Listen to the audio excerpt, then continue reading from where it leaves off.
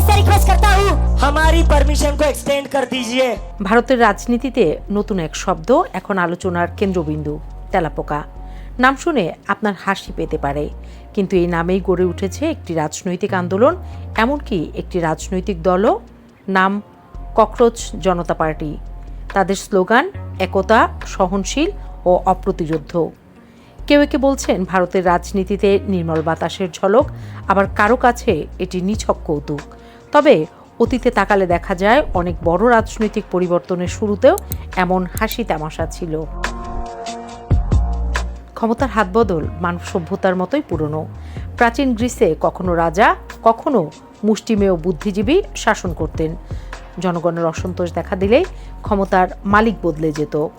আধুনিক যুগে সেই জায়গা নিয়েছে নির্বাচন, কিন্তু নির্বাচনও সবসময় ক্ষমতা পরিবর্তনের একমাত্র পথ হয়ে থাকেনি।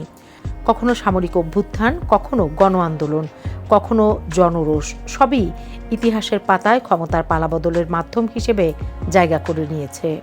একসময় সেনাবাহিনী অসন্তোষের সুযোগে ক্ষমতা দখল করত, কিন্তু মার্শাল লর যুগের আবেদন এখন অনেকটাই ফুরিয়েছে। তার জায়গা নিয়েছে তরুণদের নেতৃত্বে গণ আন্দোলন। আগে ছাত্র, তরুণ আর জনগণ আন্দোলন করে ক্ষমতা তুলে দিত রাজনীতিবিদদের হাতে, কিন্তু বর্তমান জেনজি প্রজন্ম শুধু সরকার পরিবর্তন করে সন্তুষ্ট নয়, তারা নিজেরাও রাষ্ট্র পরিচালনায় অংশ নিতে চায়। ইন্টারনেট যুগ তাদের সবচেয়ে বড় শক্তি। কয়েক সপ্তাহ বা কয়েক মাসের মধ্যেই তারা লাখো মানুষকে একত্র করতে পারে। বাংলাদেশের জুলাই আন্দোলন তার উদাহরণ। সেই আন্দোলন একটি সরকার পতন ঘটিয়ে ব্যাপক জনসমর্থন পেয়েছিল। এই অভিজ্ঞতার আলোতেই এখন ভারতের তেলাপোকা আন্দোলনকে দেখা হচ্ছে, কারণ তাদের সামনে প্রতিপক্ষ শুধু একটি রাজনৈতিক দল নয়, বরং বহু বছর ধরে গড়ে ওঠা একটি শক্তিশালী রাজনৈতিক সাংস্কৃতিক ধারা, হিন্দুত্ববাদ। এই ধারার উপর ভর করে নরেন্দ্র মোদীর নেতৃত্বে ভারতীয় জনতা পার্টি ভারতের রাজনীতিতে আধিপত্য বিস্তার করেছে। এমনকি অনেক ক্ষেত্রে আঞ্চলিক পরিচয়কেও ছাপিয়ে গেছে ধর্মীয় রাজনৈতিক পরিচয়।